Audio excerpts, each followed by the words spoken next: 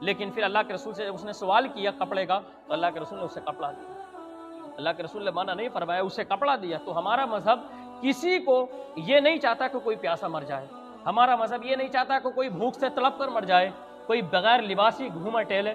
نہیں، ہمارا مذہب یہ چاہتا ہے کہ ہر ایک کے پاس لباس بھی ہو، کپڑا بھی ہو، پانی بھی ہو، اور وہ اپنی آرام سے زندگی گزارے۔ اور اسلام کے ماننے والوں کو اسلام اسی چیز کی تربیت دیتا ہے کہ اگر آ پڑے تو اپنے جسم پر لے لینا، لیکن کسی دوسرے والے سامنے والے کو تکلیف نہیں دینا، کیونکہ یہ محمد عربی کا فیصلہ ہے۔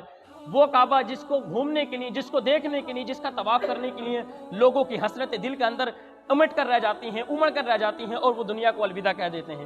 کون نہیں جانتا کہ کعبے کی مرتبے کو کتنا بڑا مرتبہ ہے، اس کا غلاف کا کتنا بڑا مرتبہ ہے۔ آؤ اللہ کے رسول کا ایک فرمان سنو، کسی مسلمان کے لیے فرمان نہیں ہے، فرمایا کہ وہ صرف امت مسلمہ کے لیے یہ فرمان نہیں ہے، تو صرف تمام امت کے لیے، تمام انسانوں کے لیے ہے۔ اللہ کے رسول نے کیا فرمایا کہ یہ مجھے معلوم ہے یہ کعبہ ہے، بڑے بڑے دور سے مسافر آتے ہیں، اس کا دیدار کرتے ہیں، اس کا طواف کرتے ہیں، یہاں سے لوگ دعائیں مانگتے ہیں اور اپنی حسرت کو پورا کرتے ہیں۔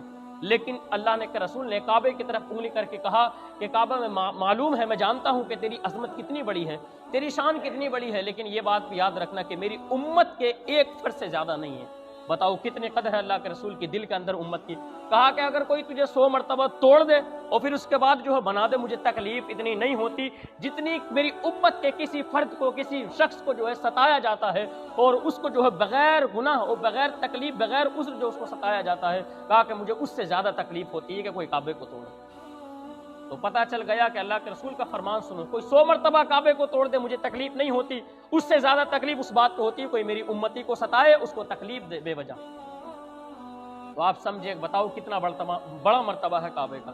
لیکن اللہ کے رسول نے فرمایا کہ نہیں، کعبے سے زیادہ عزت میرے امتی کی ہے میرے دل کے اندر۔ تو اب جو لوگ اللہ کے رسول کے مرتبے کو نہیں سمجھتے، یہ ان کی نادانی ہے، انہیں سمجھنا چاہیے۔ اللہ کے رسول نے کسی کو تکلیف نہیں دی، بلکہ اللہ کے رسول کے پاس کوئی مذہب آیا اس کو بھی عزت دی، کوئی غیر مذہب آیا اس کو بھی عزت دی۔